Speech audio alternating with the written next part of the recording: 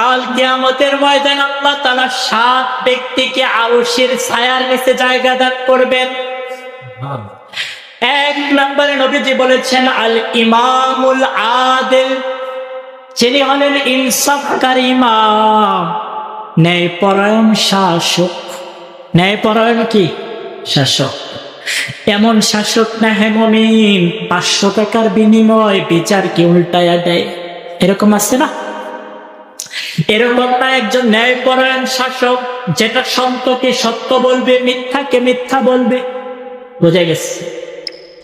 নবীজি বলেছেন 7 ব্যক্তিকে আল্লাহ আরশের ছায়ার নিচে জায়গা দান করবেন। তার মধ্যে 1 নম্বর হলো যিনি ইমামুল আদিল, যিনি ইনসাফকার ইমাম, যিনি মানুষের ন্যায় বিচার করে।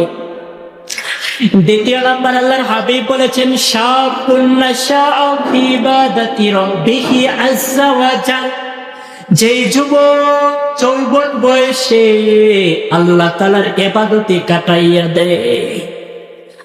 যুবক বয়সের যে কত ইবাদতের কত দাম মুমিন, সেটা বৃদ্ধ হলেই না বোঝা যায়।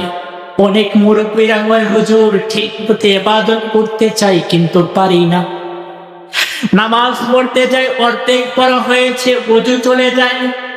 এরকম নাই? ওযু চলে